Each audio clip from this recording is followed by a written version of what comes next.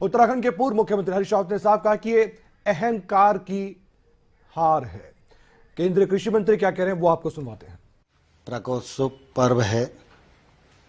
इस पावन अवसर पर मैं देशवासियों को बहुत बहुत बधाई देता हूं, बहुत बहुत शुभकामनाएं देता हूं। देश इस बात का साक्षी है कि प्रधानमंत्री नरेंद्र मोदी जी ने 2014 से सरकार का कामकाज संभाला है। तब से लेकर आज तक लगातार उनकी सरकार की प्रतिबद्धता किसान और कृषि दोनों के प्रति रही है।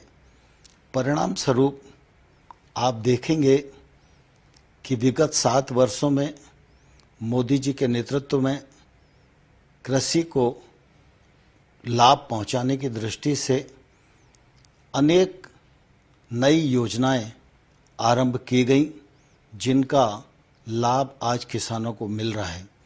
वर्षों से प्रतीक्षा थी एमएसपी को लागत पर 50% मुनाफा जोड़कर घोषित किया जाए। प्रधानमंत्री जी ने ये निर्णय किया, इसका लाभ किसानों को मिल रहा है। सिर्फ इतना ही नहीं, प्रधानमंत्री नरेंद्र मोदी जी की सरकार ने सरकारी खरीद को लगभग 2 गुना किया। पहले गेहूं और धान 2 ही जिन्सों की खरीद होती थी। मोदी जी के निर्देश के बावजूद कपास, दलहन, तिलहन और मोटे अनाज की भी खरीद प्रारंभ हुई है। देश भर में छोटे किसानों को आय सहायता देने के रूप में पीएम किसान सम्मान निधि योजना आरंभ की गई।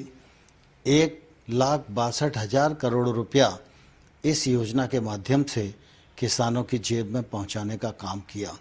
क्रॉप लोन की तरफ अगर हम ध्यान देंगे तो क्रॉप लोन को इन 7 वर्षों में 2 गुना किया गया है। किसान क्रेडिट कार्ड के कवरेज को भी बढ़ाने के सद प्रयत्न किए गए हैं। कृषि क्षेत्र में अधोसंरचना की कमी लंबे समय से थी।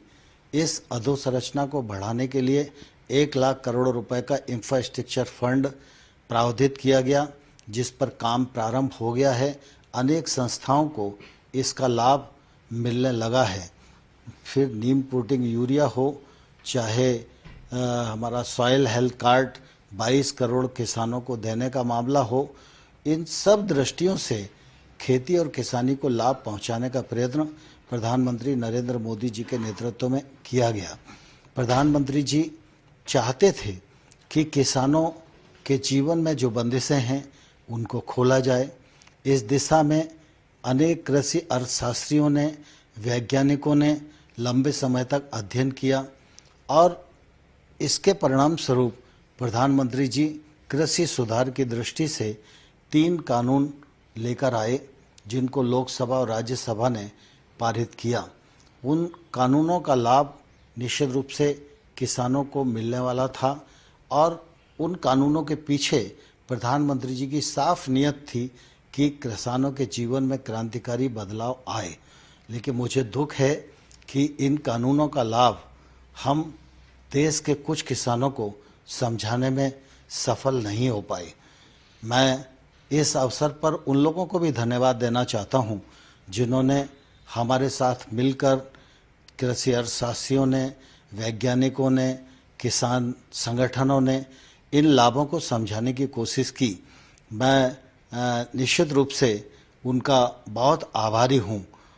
प्रधानमंत्री जी ने लगातार इस बात की कोशिश की थी कि इन सुधारों के बाद देश के कृषि क्षेत्र में बदलाव आए, लेकिन कुछ ऐसी परिस्थितियां बनी जिसके कारण कुछ किसानों को इन कानूनों में आपत्ति दिखाई देती थी। यद्यपि तर्क के साथ हम लोगों ने चर्चा का रास्ता अपनाया, उनको समझाने की कोशिश की, लेकिन फिर भी हम सफल नहीं हुए। इसलिए प्रधानमंत्री जी ने आज गुरु नानक देव जी के प्रकाश पर्व के अवसर पर इन 3 कानूनों को रद्द करने, रिपील करने का जो निर्णय किया है वह निश्चित रूप से स्वागत योग्य है। प्रधानमंत्री जी यहीं नहीं रुके, साथ ही साथ प्रधानमंत्री जी ने आज यह भी कहा है कि जीरो बजट खेती हो, एमएसपी हो और क्रॉप डाइवर्सिफिकेशन का विषय हो, इन सब पर एक समिति बनाई जाएगी। इस समिति में केंद्र सरकार, राज्य सरकार, किसान, वैज्ञानिक, अर्थशास्त्री, ये सब उस समिति में रहेंगे। यह समिति एमएसपी को प्रभावी और पारदर्शी बनाने की दिशा में और बाकी विषयों को समेटकर अपनी रिपोर्ट देगी। वह रिपोर्ट आने वाले कल में किसानी के क्षेत्र में लाभप्रद होगी, ऐसा मुझे विश्वास लगता है।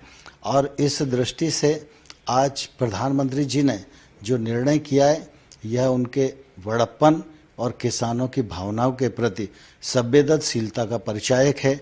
मैं इस ऐतिहासिक निर्णय के लिए प्रधानमंत्री जी का हृदय से धन्यवाद करता हूं, आभार प्रकट करता हूं।